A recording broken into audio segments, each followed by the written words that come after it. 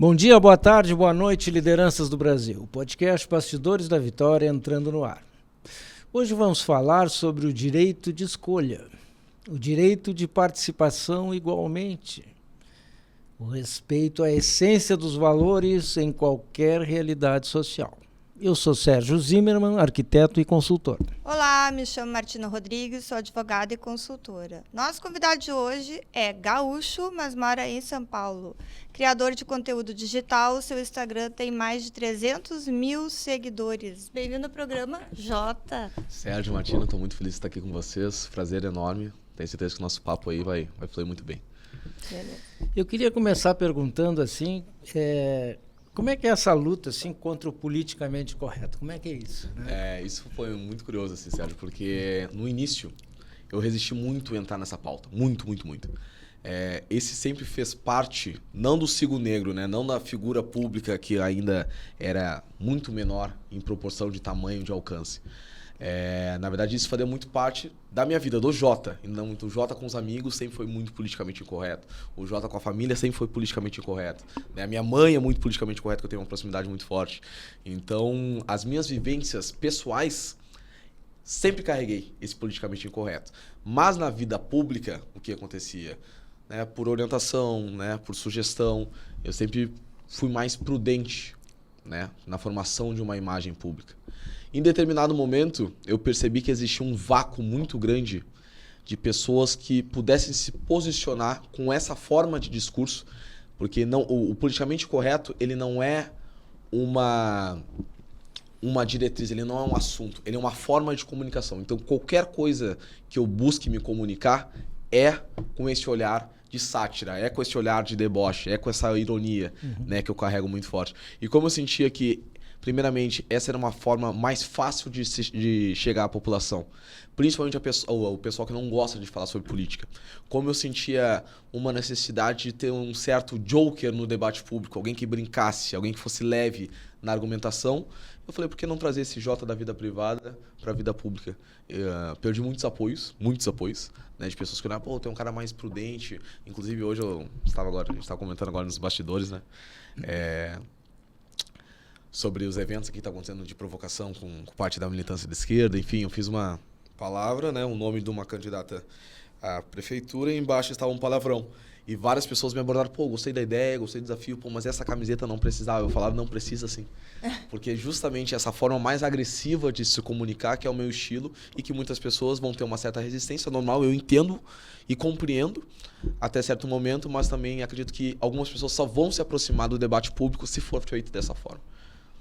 Isso muita gente que é conservadora reclama, né? Muita gente. Tipo, essa direita, esses conservadores que estão agressivos estão sendo uma face da mesma moeda da esquerda. Exatamente. Lá do passado, né? Exatamente. Que agrediam também. Mas daí tem uma coisa, Martina, que eu acho que em uma autocrítica, porque eu me incluo dentro desse grupo, os conservadores não sabem dialogar no Brasil. Isso é um fato. Concordo, os conservadores plenamente. São chatos, os conservadores são morosos, né? Eles têm pouco conhecimento teórico, então tem sempre um tom professoral e aquele tom que afasta da população. Né? Então, se tu olhar os institutos liberais, e aqui são vários que eu participo, vários inclusive que eu concordo com muitas ideias, mas por isso que eu falei autocrítica, mas os institutos liberais, a grande maioria, né? Os canais, alguns canais que tentam se dizerem como veículos de comunicação dos conservadores, eles são uma linguagem arcaica, chega a ser até... Que se afasta do povo. Além de se afastar do povo, chega até a ser um pouco brega, sabe? Eles usam são tão melindrados na forma de se comunicar que acaba sendo algo que não envolve a população. E se não envolve a população, se tu olhares, grande parte dos conservadores hoje são da periferia. Grande parte dos conservadores hoje são mulheres. Então, se a gente não consegue fazer um diálogo com o público que é conservador no Brasil, o conservadorismo é lindo da forma como é apresentado na Inglaterra, né, nos Estados Unidos. Olha como foi feito Russell Kirk aqui. Eu odeio quando as pessoas começam a citar Russell Kirk o tempo todo. Nunca ouvi falar. O pobre conservador, ele escuta a palavra Russell Kirk e ele não sabe pronunciar essa palavra. Então, como é que tu vai aproximar um discurso ideológico dessa pessoa que sequer vai se sentir incluída nisso? Esse é o meu pensamento. Tu sente que isso seja uma forma mais ou menos entre parênteses, entre aspas, de comunicar, assim. Exatamente. De levar o conservadorismo ao maior número de pessoas. Ao maior número de pessoas e da forma mais ampla possível. Então, eu não quero que todos se comuniquem como eu me comunico. Eu acho que tem que ter o Jota, que é um cara mais humorista, tem que ter o fulaninho, que é um tom mais professoral, tem que ter o fulaninho, que é um tom mais agregador no sentido de pautas que não são tratadas por todos os conservadores, e dessa forma a gente faz com que o discurso, né, e na parte mais importante, que é onde a gente converge no projeto de país, chegue ao maior número de pessoas possível, né? E como é que é para ti ser de direita, ser conservador no Brasil? É um desafio constante, assim, né? É um desafio de vida. Não tem mais hoje como a gente falar sobre ser conservador no Brasil como um caminho profissional, como um caminho do entretenimento, né? Como um hobby, como muitas pessoas antes faziam a política, infelizmente, né? Eu acho que hoje é um sentido de missão de vida, porque é muito difícil a gente ver cada vez mais, principalmente para mim que sou jovem, né? No ciclo social, nas redes sociais, né? Na academia, cada vez mais a gente vê que o país está adaptado, não somente o país, mas o mundo todo, pode-se dizer assim, a restringir determinados temas, a tentarem criar uma certa redoma sobre determinados assuntos que não podem ser tocados da forma mais ampla e democrática possível, né? Então, se você é conservador, ok. Então, conservador você pode ir só até essa parte aqui. Não, na verdade, o conservador é muito mais amplo do que isso. Por que eu não posso discutir determinados temas? Não, porque daí tu não está no campo mais democrático, não é mais uma linha permissiva nos dias atuais, né? Então acabam silenciando as pessoas e a forma de se comunicar a partir de uma ideologia que tomou conta e hoje se tornou um novo normal.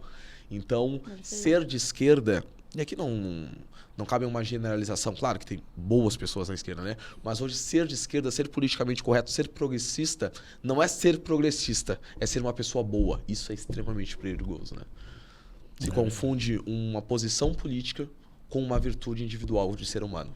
Que eles estão impondo isso, na verdade. Total. Porque eles dominaram já as instituições. Então, eles dominam, eles se vendem como são os bonzinhos, os arautos da democracia e tal. Exatamente, né? Eu gosto de falar, arautos, eu gosto muito de falar os oráculos da sapiência. Então, eles são detentores dos oráculos da sapiência, então assim, eles sabem tudo, eles têm a resposta para tudo e são capazes de dizer a verdade sobre qualquer coisa. Assim com uma arrogância enorme. Eu fico pensando para as pessoas mais velhas, como é ver hoje um jovem, né? Vamos usar uma figura caricata aqui, né? Um estereótipo. Um jovem hoje que chega no meio de um almoço de família como se soubesse de tudo, tem soluções para tudo, sabe de tudo do mundo, sabe? Se eu fosse mais velho, eu realmente, né, ficaria inviável, independente do grau de parentesco, de não falar um palavrão pra esse cara, entendeu? Mas será que na família dele ele faz isso, ou na família dele ele fica quieto e ele se liberta na sociedade? Olha, tem uma ótima pergunta. Tem uma ótima pergunta, né? É que nem aquela questão de, bom, eu me preocupo com os pobres da porta pra fora, né? Quando eu entro na minha vida privada, eu sou totalmente outra pessoa, né? É uma ótima pergunta, inclusive, né? Isso eu me pergunto muito. E existe, no teu entendimento, direita fora do... Existe, precisa ser. Eu acho que ele tem alguns méritos. Acho que na forma de comunicação que muitas pessoas avaliam como equivocada, outras pessoas se sentem muito representadas pela primeira vez na política. E eu acho que o brasileiro ele é muito carente. E o apego à imagem do Bolsonaro é claramente uma carência do brasileiro. Inclusive, a forma como o Marçal se comporta na política, o efeito Marçal nas pessoas é o mesmo efeito Bolsonaro. É impressionante. Eu já ia te comentar isso. Agora, na direita, a gente tem o movimento bolsonarista, o marçalista... Exatamente. E tem a direita que não é nenhum dos dois. Exatamente, né? Porque a direita ela tem uma dificuldade de se identificar como campo. Porque desde o final da ditadura, né, ser de direita se tornou um crime. Né? Tem uma eleição que eu lembro muito, que é a eleição... Claro, tiveram umas anteriores que a gente poderia usar como exemplo, mas essa aí foi uma eleição que eu vivi, que eu lembro, né? Que foi o Serra contra a Dilma em 2010, que eles estavam brigando, não pro campus político, eles estavam brigando quem representava melhor o Lula. né? Então eram dois partidos opostos, em tese, né? Na época que se acreditava que o PSDB realmente poderia se apresentar como uma alternativa eleitoral para a direita. E eu lembro que o Serra, candidato, na verdade, falava, não, a Dilma não é capaz de apresentar o Lula. Eu sou o herdeiro do Lula. Então, assim, é algo totalmente lunático se a gente olhar para trás e ver como isso se deu, né? Mas é justamente essa carência, sentimento de carência, essa necessidade, um sentimento de pai ausente, né?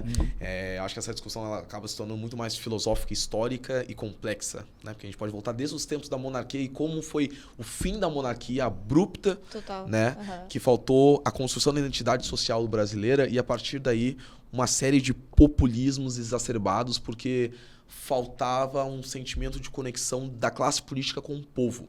Então, o povo não se conecta por ideias, se conecta por pessoas. Uma ausência de pertencimento de nação. Total. Daí leva que as pessoas ficam carentes políticas e acabam acreditando no Messias. Total, exatamente. Literalmente no Messias. A gente pode falar ao longo do problema, não tem problema nenhum, tem vários problemas políticos, de conduta, de ética, né, morais.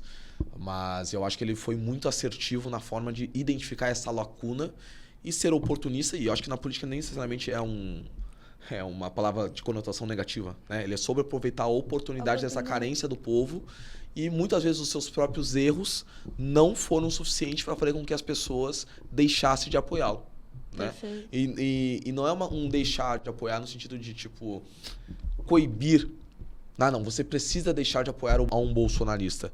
É no sentido de as pessoas não sabem sequer como defendê-lo. É um amor.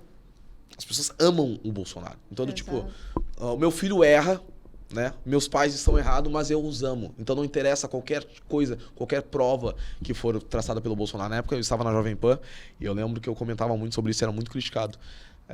Vinham com a baleia, porque importunava a baleia, e daí a joia, e daí na época estava acontecendo a CPI, tinha outra questão também, era 8 de janeiro. E nada de ruim colava nele. E eu falava isso. Qual é o efeito disso? Nenhum. As pessoas amam. Então quem ama, perdoa. Então as pessoas, o que é fanático, ele não vai. Ele já poderia ter acumulado críticas ao longo do governo dele. Agora, só sobrou aqueles que o amam. Uma coisa é considerar melhor que o Lula. E são outros 500. Outra coisa é aquelas pessoas que se dizem que mesmo após as eleições não foram capazes de criar outro campo político de alternativa ao próprio bolsonarismo. Porque eu acho que é, inclusive, benéfico até mesmo para o bolsonarismo, que tem várias figuras ali podres, incompetentes. É só olhar o Congresso Nacional. Né? Foi nos vendida a maior oposição da história da direita. E, infelizmente, um grande número de incompetentes foi levado ao poder e que hoje a gente não se vê representado na direita. Em questão de judicial, de críticas ao Supremo que são feitas exacerbadas, e é uma pauta do povo que vem, ninguém é capaz de tomar uma medida em relação a isso. Né? Quanto na área econômica, o Lula está nadando de braçada, né? Já comprando cortina e tapete. Mas enquanto o Jota está tomando uma aguinha, eu vou mandar um abraço especial para nossa audiência, para o Paulo, de Porto Seguro, o Jerônimo, de Miami, a Heloísa, de Manaus, Roberto Alegrete e o Vini, de Bombinhas. Aproveito também para lembrá-los que logo, logo vamos lançar a nossa série de e-books Personalidades Vitoriosas para inspirar você. E eu queria aproveitar para os agradecimentos aos nossos parceiros, SBS Engenharia Limitada, solidez que inspira confiança, grandes obras, grandes realizações, facas Dom Cássio Selaimen, facas com alma, use com orgulho e guarde por gerações, Sinduscom, há 75 anos conectando, construindo e transformando o habitat dos gaúchos, e Cicepote, Sindicato da Indústria da Construção de Estradas, Pavimentação e Obras de Terraplanagem em geral. Juntos somos mais fortes. E vocês, colaboradores anônimos, através aí do nosso QR Code. Jota, qual a tua opinião? A cultura woke está acabando? Está suspensa? Porque até a Harley Davidson andou dando uma parada lá nos Estados Unidos. Então, será que eles não sentiram um cutuco aí? Eu acho que vai demorar, mas cultural, eu não gosto desse termo porque eu acho ele muito lunático, assim, né? Eu acho ele muito alarmista. No YouTube nem dá pra falar Então meio tá, ruim então eu vou dar uma mudada, então. A batalha. É o confronto, né? O confronto, tipo o Planeta dos Macacos, tipo filme, assim, né? Eu acho que o confronto cultural é uma questão de tempo. Acho que as pessoas vão chegar em determinado momento que elas vão se depararem com o que de fato está acontecendo, não somente no Brasil, mas no mundo todo, que é um projeto de espiral do silêncio, né? A partir do momento que determinadas pessoas não podem comentar sobre não somente a sua opinião, mas também falar sobre determinados temas. Muitas vezes temas que são tidos como verdades universais e que hoje, infelizmente, são colocados em dúvida. Então não é só uma questão de perspectiva de opinião. As pessoas estão vendo os progressistas entrarem nas suas casas, mexerem em todos os seus móveis, mudarem as estruturas todas. Então, essa cozinha aqui eu vou reformar. É assim que eu me sinto. Quando eu me deparo com um progressista, é a mesma coisa quando como se tivesse um cara abrindo as gavetas de casa, pegando as canetas. Não, isso aqui vai fora, isso aqui vai errado. Esse teu moletom aqui no teu roupeiro, no teu guarda-roupa, vai pro lixo e tu fica, sabe? A casa é minha. Essa é minha realidade. E eu acho que quando as pessoas se tocarem disso, o confronto vai acontecer. Porque uma coisa é quando a política, né, a situação econômica, o PIB, né, o déficit, né, o equilíbrio fiscal, o tamanho do Estado, isso são pautas muito complexas. Mas quando isso chega na mesa de jantar das pessoas, como acontece com a cultura woke, eu acho que as pessoas realmente se incomodam. Eu acho que essa é uma das poucas pautas que é capaz de mobilizar o senso comum. Porque se a capacidade de se comunicar, se a capacidade de poder interagir socialmente é comprometida por algo totalmente abstrato, porque vocês podem ver, é uma norma que não aparece, um determinado programa criou. Não, foi algo que foi criado, que chegou na nossa sociedade, a gente não sabe muito bem onde veio. É meio que um inimigo invisível. Né? É um elefante na sala que está lá, ninguém quer comentar, só que ninguém sabe como colocaram ele lá.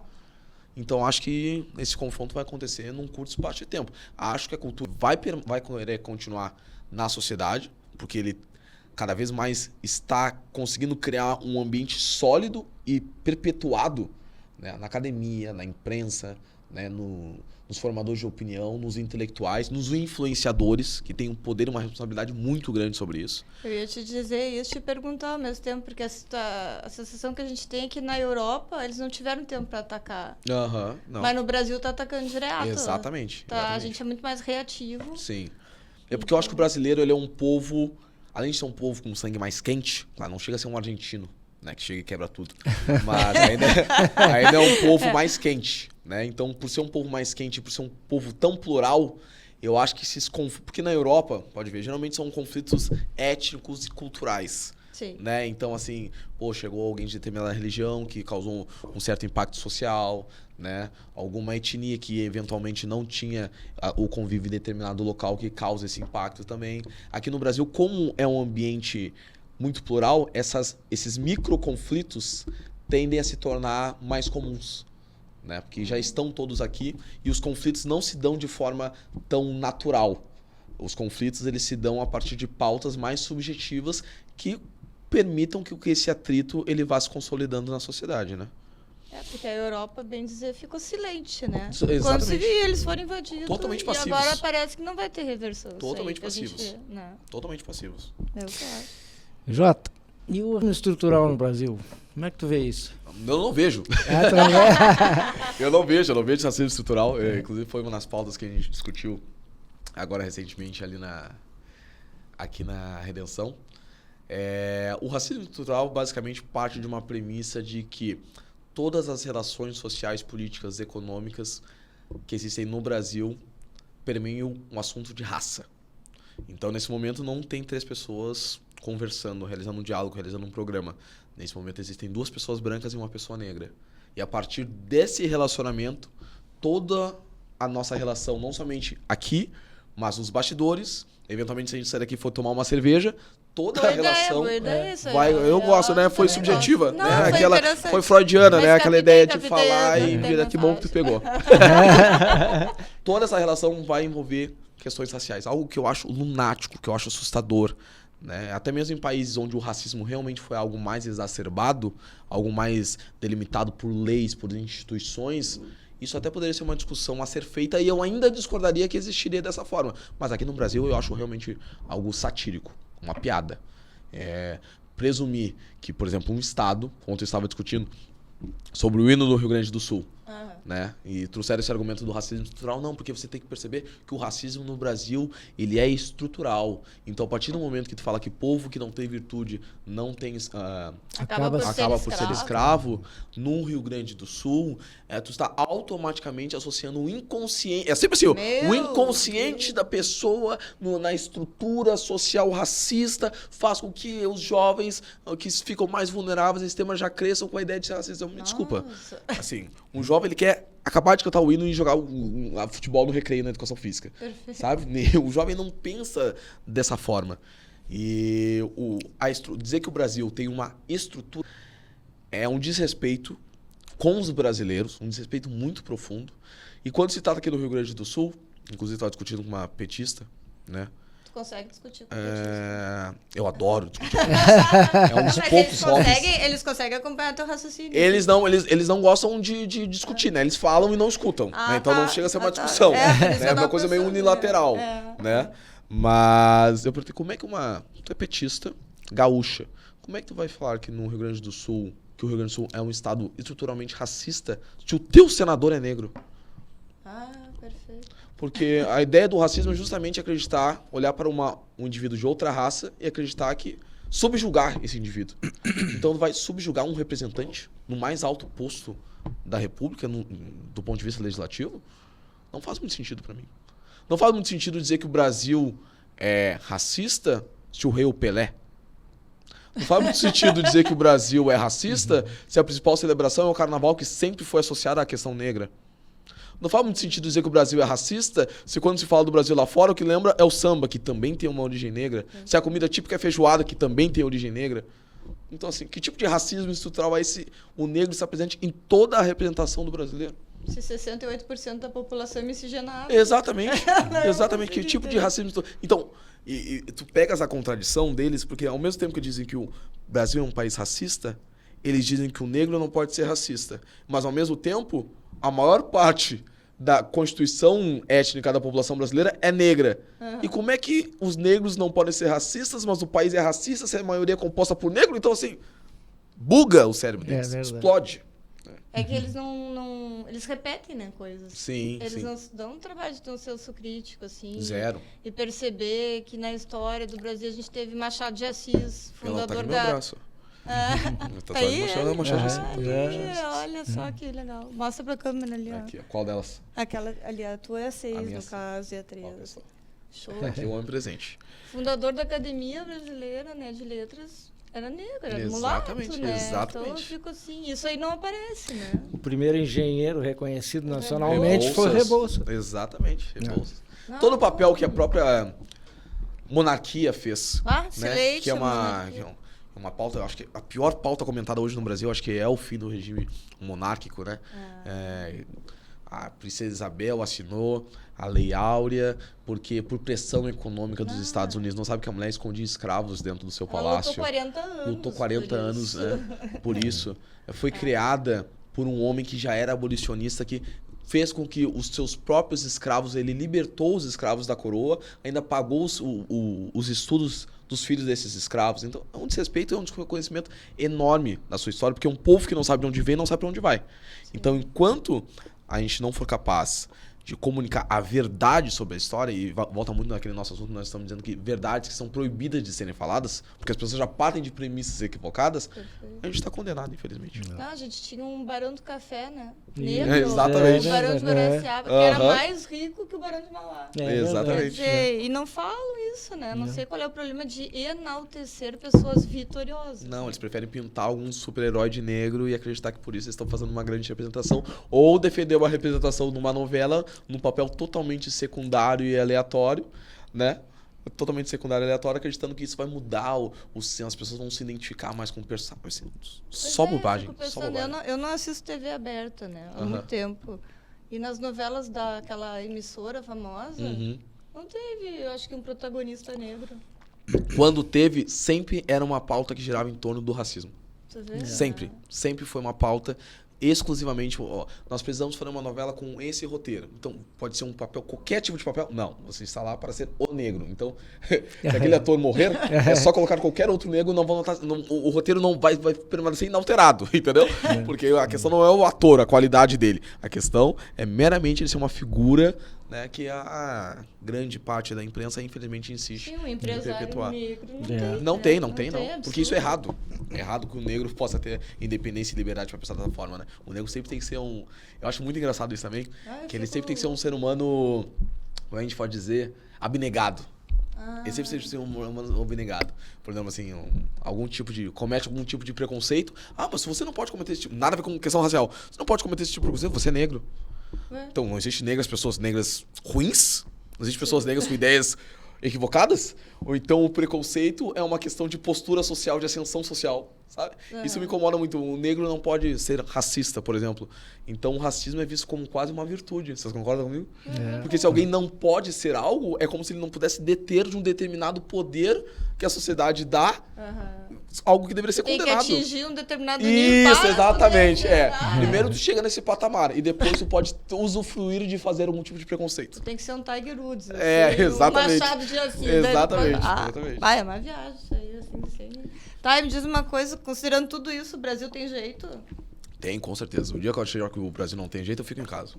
Em casa, né? Vou fazer família e tal, né? Mas por onde? Diz aí. Ideia. Por onde que ele tem jeito? O Brasil, ele parte de uma missão, primeira delas é o reconhecimento da sua própria história. A primordial. Sem reconhecer a sua própria história, sem conseguir dar algum passo para trás, para depois dar 2 para frente, um sentimento de formação e de compreensão da identidade nacional, isso não acontece. Né? O MBL está fundando, o qual tem orgulho de ser coordenador nacional, ele está se propondo a criar um partido chamado Missão. Né? Membros do MBL estão criando um partido chamado Missão. E esse partido tem como principal propósito fazer com que a população consiga não somente identificar no partido ideias programáticas eleitorais, mas sim também entender a nossa interpretação da realidade brasileira. Infelizmente eu não trouxe aqui, mas nós estamos lançando o nosso programa em livros. O primeiro partido que está lançando livros sobre aquilo que acredita. E o livro não fala sobre as nossas propostas. Vai falar mais lá na frente, a segunda e a terceira versão fala sobre isso, mas a primeira versão é de onde viemos. De onde viemos é o título do livro, nosso livro amarelo. E a partir dali, a nossa interpretação da sociedade brasileira. Né? De onde nós estamos, de onde nós viemos e por aí vai. Para depois de nós realizarmos essa discussão sobre o Brasil, nós começamos a falar sobre propostas, como nós imaginamos que as coisas vão ser. Então, no primeiro momento, o MBL está querendo buscar a identidade nacional. A formação de uma... Não formação, porque a formação não é algo de imposta, né? Mas uma nova interpretação da realidade social de como o Brasil foi construído, que eu acho fundamental. A gente faz isso não somente no nosso projeto de formação partidária, mas a gente faz isso também na construção de pensamento através da revista Valete. Né? Excelente. A revista Valete conta desde questões mais teóricas. Valete, até que citaram Raimundo Faoro. Sim, né? Maravilhoso. Geralmente são os artigos do Renan Santos, né? Isso, que ele busca fazer uma interpretação mais a fundo da compreensão da realidade brasileira, né? Raimundo Faoro é muito citado, né? Sérgio Buarque de Holanda, ainda que seja ideologicamente, né, alguém que mais à esquerda. Mas ele é um pensador do Brasil. Né? Um dos pensadores, a gente fala sobre todos. Isso a direita erra muito. Sim. Porque no momento que tu diz, eu não vou falar o cara lá de esquerda, não. A gente tem que reconhecer o que as a virtudes gente... as virtudes de todo. Exato. Exatamente. Né? Jota, tu é gaúcho, né? Com prazer, orgulho e amor. Isso, e tá radicado em São Paulo. Isso. Então como é que tu vê esse fenômeno Marçal aí? Ele errou, acertou, vai seguir na política? O Marçal é um craque na comunicação. Como figura de entretenimento... Desculpa, assim, gente. Eu assisto os debates. Aqui eu sempre começo assistindo o debate em Porto Alegre. Né? Primeiro vamos discutir a nossa cidade. Aqui é bom também, aqui, né? Olha, é muito morno. Só como é que tu vai competir? Pensa como alguém normal. Alguém que não fica 100% dentro da política. Pena que o programa vai ao ar depois das eleições. A gente grava aqui, tá, gente? Mas... A ideia é para sempre. Quando tu assiste um debate político em Porto Alegre hoje está sendo, mas são debates muito propositivos. Eu estou achando debates ricos nas propostas, até mesmo que a discussão sobre as enchentes exige com que os candidatos tenham um maior aprimoramento, né, e maior conhecimento sobre as suas pautas, não somente compromissos vazios, né, mas propostas de como evitar com que essa catástrofe aconteça novamente na cidade, né. Mas se tu olha essa discussão e do outro lado tem alguém dando uma cadeirada no outro. Né? Gente, o brasileiro mesmo, na hora ele vai ver a cadeirada, porque... Claro. E essas eleições, eu sempre costumo falar uma frase sobre o fenômeno Marçal. Vocês acham que o fenômeno Marçal seria tão forte se estivesse acontecendo Copa do Mundo no Brasil? Vocês acham que o fenômeno Marçal seria tão forte se estivesse acontecendo o Big Brother no Brasil? Não, porque é um fenômeno de entretenimento. As pessoas gostam de assistir o Marçal. Tanto é que quando ele fala de propostas, a audiência vai lá embaixo. O alcance dele nas redes sociais vai lá embaixo, despenca. A gente tem um grupo só para analisar o comportamento do Marçal. Isso é um fato. Quando ele fala sobre propostas para a cidade de São Paulo, ninguém presta atenção. Quando ele é o fenômeno do entretenimento e um gênio na comunicação como ele consegue ser, as pessoas voltam a prestar atenção nele. Então o Marçal tem que ser a Deus que é de Deus, a César que é de César. O Marçal é um gênio na comunicação. Como figura política, eu tenho inúmeras críticas e inúmeras ponderações a ele. Eu não acho, sinceramente, que essa ideia do passado dele, ligada a golpes indosos, etc., não acho que isso vai ter um grande impacto eleitoral, porque, sabe, a política, infelizmente, ela vão fazer com que vão ficar catando a vida da pessoa até achar algo negativo. E se foi isso o mais forte que acharam no passado dele em relação às outras opções, eu acho que isso não vai ter um grande impacto eleitoral, né? Mas as minhas críticas ao Marçal é na profundidade. Eu tenho um certo receio com outsiders, muito receio com outsiders. Eu acho que a política, ela precisa de preparo, precisa de técnica, né? Precisa de domínio, precisa de vivência, mas é um fenômeno que precisa ser avaliado com muito cuidado. E mexeu com toda a direita. Isso é inegável. Os méritos dele. E isso mostrou também, desculpa a gente me alugar nesse assunto, mas é um assunto muito importante. Isso mostrou também como era mais fraco do que eu imaginava. Isso eu falei pra ele, né? É verdade. Eu comentei com ele. Isso aí tá mexendo com o bolsonarismo, Total. né? Então o bolsonarismo vai ter que acordar, vai ter que se reinventar. Vai ter que se reinventar, vai ser obrigado a se reinventar. E uma coisa que o Bolsonaro não gosta muito, que é de dividir o poder. Exato. O Bolsonaro, né? E o Bolsonaro tem ciúmes da Michelle. Os filhos do Bolsonaro não querem que a Michelle concorra à presidência. Então, assim, eu sou muito reticente a essa ideia que o Tarcísio vai ter o candidato natural do bolsonarismo. Eu vou dizer pra vocês vão se lembrar de mim e eu vou cobrar crédito porque eu assisto esse programa. Em 2026, o candidato da direita chama-se Jair Messias Bolsonaro. Ah, mas o Tarcísio pode vir a reboque, mas o Bolsonaro se lança à presidência mesmo inelegível. Eu tenho convicção disso. Mas ele tá inelegível. Mesmo inelegível. Ele vai fazer que nem o Lula fez. Vai fazer que nem o Lula fez. Boa essa. O Bolsonaro, o Tarcísio talvez venha de vice e depois fique... Aí eu acho que o Tarcísio vai de novo a governador de São Paulo. Eu também acho. Eu, se fosse ele, faria isso. Com uma reeleição garantida, tá? Tá, perfeito. Garantida. Eu acho que vai ser até no primeiro turno. O que eu acho que pode acontecer lá em São Paulo é, eventualmente, o Tarcísio, que que eu discordo, né? Mas o Tarcísio ir para a presidência e o Guilherme Derrite, que coordenou a operação do Guarujá, né, de Santos, enfim, o combate à criminalidade. Eu acho que ele tem chance de ser o próximo governador de São Paulo também. Tá, e já que tu tá dando opiniões políticas, então vamos seguir isso aí. O que tu acha do campus em Recife? É um fenômeno perigosíssimo. Ninguém tá falando dele. Perigosíssimo. A aprovação dele em Recife, eu estive em Recife no início do ano. É uma verdade absoluta. Total. É uma verdade absoluta. Tem gente de direita que reconhece que o João Campos, naquele momento, é o melhor nome para a cidade. A oposição não existe em Recife. Não existe em Recife. Inclusive, nós temos um candidato... Esse que namora... O namorado... Ele é esquerda. É esquerda. Tem o apoio do Lula. Exato, né? Então, com o passar do tempo, eu acho que ele tem grandes chances de ser... E o PSB... Eu não sei como é que tá agora, mas o PSB, à época, ele... Como eu gosto muito de futebol, eu faço muitas comparações de política de futebol, né? Foi uma janela de transferências. Né? Foi muito grande. Entrou Flávio Dino, na época era um governador com muita popularidade do Maranhão. Entrou Marcelo Freixo, que hoje é sumido, mas chegou em PSB. Geraldo Alckmin e Tabata Amaral. Então, totalmente... Eu desafio vocês, qualquer pessoa, a me dizer qual é o partido que tem tantos novos quadros de esquerda do que o PSB. É um partido que vai incomodar aí pra frente. Já o PT acaba depois da passagem do atual, né? Do Molusco, acaba o PT. Acaba. É só vocês verem como é que Porque tá não o se PT. recriou, né? Não tem Só ver as nomes. eleições agora. Agora, os municipais. né? Onde é que tem Nordeste do Brasil aí. Aqui. o PT tá morto. Tá morto Nordeste, no tá morto. Nordeste, Tá morto no entendeu? Nordeste. Não funcionou as bolsas lá. Não Nada, é bem assim. nada. As pessoas acordaram, né? Tá, então, pra ti hoje, eu tô pensando muito quais são os nomes da esquerda aí hoje, assim, num futuro próximo. Sem sombra de dúvidas. É. Eu acho que ela vai Legislativo. abrir mão, Segue exatamente. no legislativo. Ela vai abrir mão dessa ideia de ser uma ponderada. Não, eu sigo de acordo com políticas baseadas. Quer me irritar? Essa política baseada em evidências. Isso não existe no Brasil. E nós temos alguém muito próximo daqui, perto da Praça da Matriz, que tem esse mesmo discurso. Né? A política baseada em evidências, veja só, olha, o centro precisa se posicionar no debate público. Isso não existe, gente. Principalmente agora. Isso não existe. Tanto é que o Eduardo Leite caminha para um desastre eleitoral. Uma extinção, cara. Desastre eleitoral. Assim. Eu acho que ele vai tentar o Senado. É porque se ele trocar de partido, ele tá no PSDB, né? Vai pra qual? Acho que ele vai pro PSD. Quem já Não, flertaram. esse do João Campos. Não, no PSD. Do Kassab. Pois é, Muitos deputados. estão falando sobre isso, né? Muitos deputados sem um grande nome nacional. Eventualmente, eu acho. Porque como a União Brasil tá flertando com o Marçal, Perfeito. então acho que o PSD acaba sendo um espaço pro Eduardo Leite, que usou o PSD à época. Nossa, desculpa, assim, isso é intragável. Usou o PSD para negociar a candidatura dele pelo PSDB. Perfeito. Então, isso é, assim, É que o uma pessoal falta de fala lealdade. muito assim, ó. O Bolsonaro serviu muito para aflorar a direita no Brasil e com isso nós temos Caiado, temos Zema, temos Tarcísio, temos... E a esquerda não tem ninguém. Sim, mas a esquerda não é só PT, né?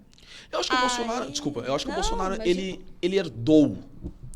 Eu acho que ele não formou. Ele foi, de novo, ele foi um muito bom e oportunista, sem sentido negativo, de conseguir interpretar o momento. Porque eu acho que a direita tinha nascido em 2013. Não, eu também acho isso. Né? Estou dizendo que o pessoal analisando, o pessoal pensa assim, Sim. tipo, em 2026 nós estamos garantidos. Não é bem assim. E não é bem assim. Não é bem assim, não. Não é bem assim, não. A direita tem esse conforto. 2013, mas por que 2013? 2013 foi quando nasceu as jornadas de junho. Daí as pessoas voltaram a ir pra rua, não é pelos 20 centavos, daí já entra a Copa, daí já entra o desgaste da Dilma, daí tem aquela eleição polarizadíssima com o Aécio. Eu acho que 2013 não morreu por muito tempo, assim, né? 2013 ainda foi o estalo inicial da série de eventos que sucederam depois no país, né? Perfeito. E voltando um pouco para a criação do Partido Missão, quantos filiados já tem? Como é que está essa criação? Porque é difícil de formar um partido no É país. bem difícil, né? No Não. Brasil são mais de 550 mil assinaturas que são necessárias. Nós temos 2 anos para coletar essas 550 mil assinaturas. Estamos indo bem na coleta. Indo bem na coleta. Muitas pessoas acreditaram que a gente não ia conseguir formar o partido. E posso dizer para essas pessoas, quem ainda tem dinheiro em casa de aposta, retire agora. Retire agora. Porque o Partido Missão vai ser formado, não tem dúvida nenhuma. Ah, que bom. É uma hein? questão de tempo. E certamente vai ser um partido que vai agregar muito a direita brasileira no diálogo e na construção de uma alternativa a figuras personalistas. Né? Eu acho que o Partido Missão tem isso muito forte consigo, na tentativa de ser o primeiro partido de direita no Brasil em muito tempo. E tu tá como pensador ou tu vai entrar nesse partido como candidato? Os dois. Os dois. Os dois. Eu acho que quem quer ser candidato tem que querer ser candidato. Eu odeio essa discussão do tipo, vamos avaliar, não sei, não penso nisso ainda, vamos ver lá na frente. Não. Quem quer ser candidato tem que sentar na cadeira de candidato, quem quer ser político tem que sentar na cadeira de político e dizer que está se colocando. Né? Eu estou à disposição da missão, se acreditarem que não é o momento ideal, eu estou à disposição do projeto para esperar o tempo que for necessário, mas como as coisas andam nacionalmente no partido, acredito que eu seja um dos nomes aqui que vão... São Paulo ou Porto Alegre? Vai ser, com certeza, na minha cidade. Volto. Porto Alegre. Esse é meu desejo. Quero voltar pro... E não é outro novo? Oi? E não é outro novo? Não é outro novo. Para começar, porque a gente usa dinheiro público.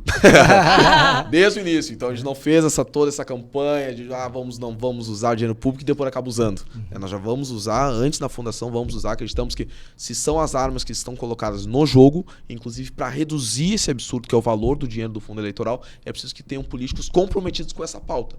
Então, cobrem os políticos, os futuros políticos da missão, futuros deputados da missão, caso haja uma votação de aumento e votarem favoráveis, caso haja uma possibilidade de realocação de recursos para aumento e votarem favoráveis. Isso, a missão está disposta a ser cobrada. Mas durante o jogo eleitoral nós vamos fazer as eleições da forma como elas precisam ser feitas, porque nós não vamos aceitar que candidato bom de direita fique de fora do parlamento por não aceitar, por não utilizar um dinheiro que, infelizmente, o pagador de impostos que hoje é de direita tem o seu dinheiro, financia a campanha política do PT.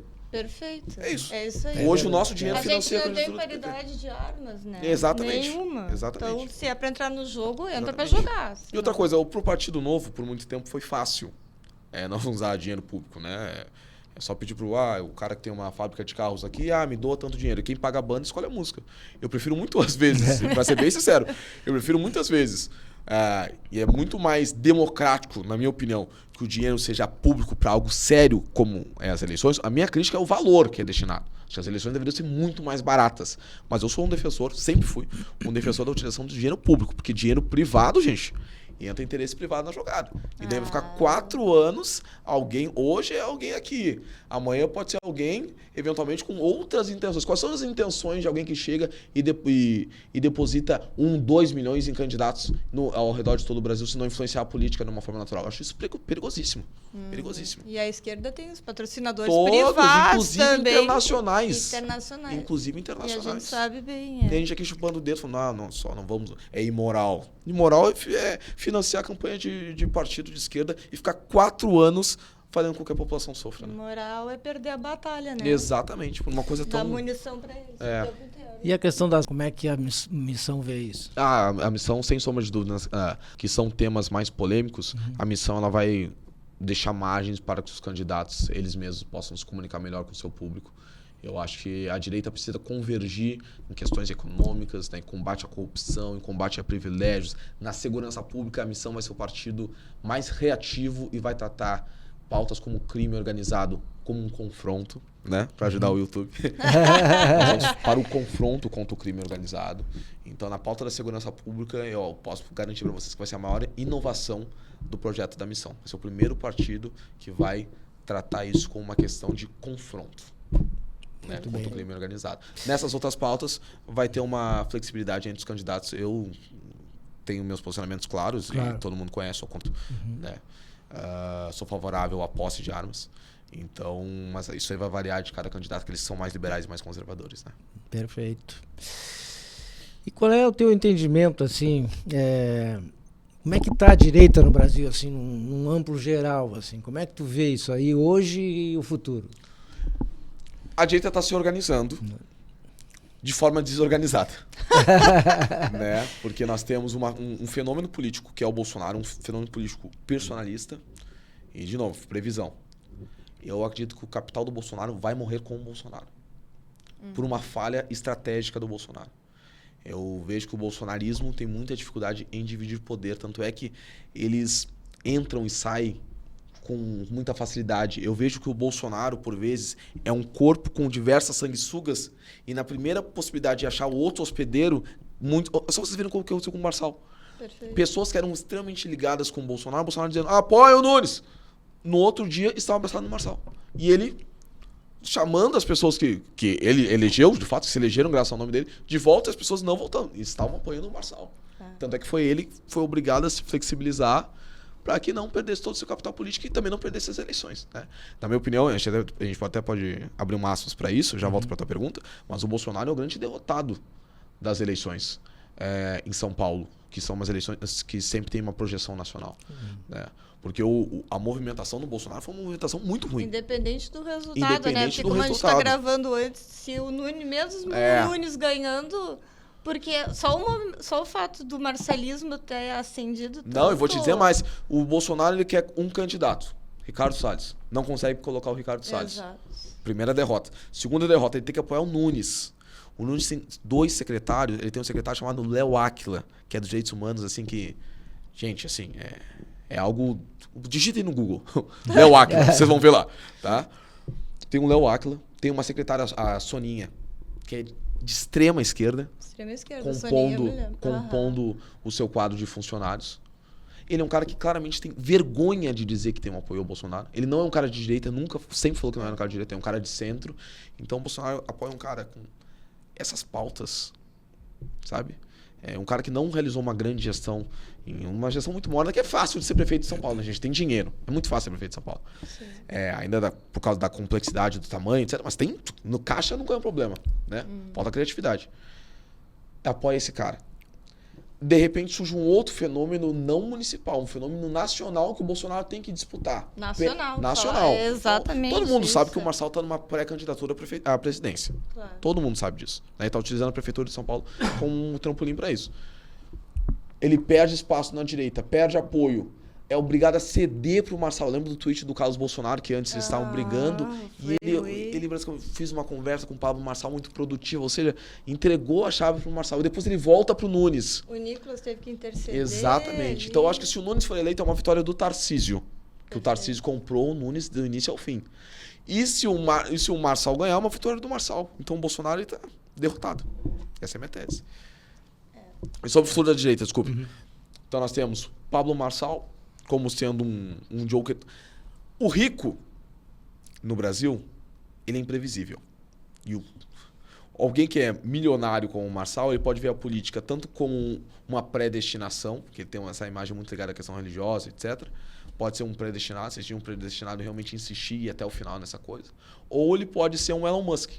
E ver o Brasil como um novelo de lã. Eu nunca me empolguei com o Elon Musk no Brasil, porque eu sempre disse, o Elon Musk é rico. Tá? E aqui não tem nenhum discurso de declaração de rico, inclusive quero ser um dia. Né? Mas o rico, como ele já tem tudo na vida, a tendência é que ele passe a buscar entretenimento. Então o Brasil, pro Elon Musk, por um determinado momento, foi um novelo de lã. O X aqui, o X, né? Vamos brincar aqui com a pauta do STF. Quando ele cansou de brincar com isso, ele simplesmente largou o novelo de lã, abandonou o Brasil, virou de costas do Brasil e foi brincar com outra coisa. Foi brincar com outro foguete. Então acho que talvez o Marçal possa ter isso na política, sabe? Onde, perdi, tá bom, beleza. Então vou lançar outro livro, vou lançar outro curso, sabe? Eu acho que pode ter esse fenômeno. O Bolsonaro, né, é um fenômeno que a gente não sabe muito bem o que vai acontecer. Acho que ele vai disputar as próximas eleições, mas vai acabar morrendo com seu capital político. O Tarcísio é uma figura que, inclusive, a gente do MBL converge em determinadas pautas, né? Em várias pautas. O Guto é vice-líder do Tarcísio. Então, assim, acho que ele é um nome que consegue aglutinar muito apoio. Acho que se a direita quiser realmente se unir nessas eleições, que acho que é algo que precisa ser feito, acho que acaba o Tarcísio sendo uma possibilidade. Hein? Acho que é o único nome, inclusive, que consegue aglutinar todas as forças da direita hoje. Perfeito. E quem é o cidadão J? O cidadão J é um palhaço. Né? Acho que eu sou um palhaço, assim. Eu sou um cara que se propõe sempre estar no debate público, inclusive na minha vida privada, né? Sendo alguém muito responsável ao mesmo tempo. E não parece, né? Muitas vezes as pessoas me olham e falam assim, mas tu é muito brincalhão e tal. Eu sou um cara extremamente responsável, um cara extremamente disciplinado. Eu só não consegui na academia ainda, né? Academia ainda é uma luta minha, conseguir ser disciplinado na academia. Academia eu pago todo mês e não vou, eu vou 2 dias, né? Isso aí eu ainda tô falhando. Mas fora isso, na minha vida privada, um cara disciplinado, um cara correto, um cara muito bem criado, né? Um cara muito bem criado, com princípios e valores que sou sempre muito grato a minha mãe e minha avó, que foram as pessoas que me criaram. Sou um cara que busca nas formas de entretenimento sempre fazer parte do trabalho, e o trabalho também ser um entretenimento. Então, o Cidadão J não foge muito disso. Eu realmente me identifico como um palhaço, como um joker. Inclusive, tem um bobo da corte, né? Que é uma imagem que eu estou tentando ressignificar. Um bobo na corte na época da França. Ele ficou muito famoso porque ele é o cara que fez uma piada com um rei, que na época era proibido, né? Ele fez uma piada com um rei e... Desculpa a expressão, né? Deu um tapa na busanfa do rei. E isso, na época, ele era considerado um crime, né? Como é que vai bater na busanfa de um rei? E o rei fez o seguinte, falou pra ele, gostava muito dele e falou assim, tu só não vai morrer nesse exato momento se tu conseguires me fazer rir, eu vou te dar a chance de fazer mais uma piada. Se tu conseguires me fazer rir dessa piada, eu poupo a sua vida. Nossa. E ele falou assim, desculpe, rei. Na verdade, eu dei o tapa na sua busanfa acreditando que era a rainha. Só que o rei se sentiu tão ofendido que realmente fez com que ele morresse. Não, realmente eu, né, vou ser obrigado a chegar às vias de fato e a cumprir com o dever. Mas como eu gostei muito de ti, eu vou permitir que tu escolha a forma como tu vai morrer. E ele escolheu de velhice. Então eu acho que toda essa genialidade desse bobo da corte, ou seja, né, ficou vivo, né? Então toda a genialidade desse bobo da corte eu consigo fazer. Talvez por isso que eu pegue tanto no pé. Bem, Jota, a gente queria agradecer muito a tua disponibilidade de estar conosco aqui, vindo de São Paulo, para conversar um pouco com a gente aqui. Sempre é um entretenimento te ouvir, até porque, né, todo esse teu conteúdo nos ajuda muito a refletir sobre tudo, né? Então, quero deixar aqui o nosso agradecimento e deixar aqui o microfone à tua disposição aí para tuas considerações finais e deixar o meu agradecimento aí. Muito obrigado. Um abraço, torço muito para que esse podcast tenha cada vez mais sucesso. Vocês podem contar comigo para tudo nesse sentido. Acho que quanto mais a gente conseguir abrir veículos de comunicação que sejam com entrevistadores da qualidade de vocês, e deixo aqui um elogio também, e que respeitem o espaço, né, se coloquem no debate público, de uma forma respeitosa e com conhecimento, como vocês fazem. Eu acho que a gente só tem a vencer e eu acho que uma das principais formas que nós precisamos mudar no Brasil é a forma de se comunicar. Então, onde vocês precisarem de mim, eu estou sempre à disposição. Contem comigo, contem com o Movimento Brasil Livre, que estamos sempre à disposição nas convergências e nas divergências, sempre partindo para um diálogo.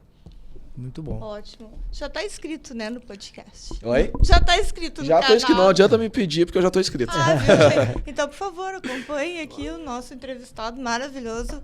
Quero todo o MBL aqui um dia, aí, quem sabe. Vai ter. Então, infelizmente tivemos que cancelar o congresso, né, em função da logística dos voos. Né? A gente tá com esse mas problema. pretendemos em março, mais tardar em abril, estarmos aqui. Que Conta legal. comigo aí, porque Então, o pessoal é bacana. Te incomodei bastante, né? Mas valeu a Pra pena. mim foi um prazer ser incomodado por ti. Pode incomodar mais vezes, quantas vezes quiser. Então, Quando tiver Porto Alegre, eu tô aí. Obrigado por estar aqui com a gente. Adorei te conhecer pessoalmente. E você que ficou até esse momento no canal, imite o Jota, se inscreva, curta, comente, compartilhe. E até semana que vem. Muito obrigada. Podcast Bastidores da Vitória, semanalmente trazendo convidados com as mais diversas especialidades e experiências, preocupados com a cidadania e com os destinos do Brasil. Vitória Consultoria, inovando pela liberdade. Bom dia, boa tarde, boa noite e até semana que vem, Lideranças do Brasil.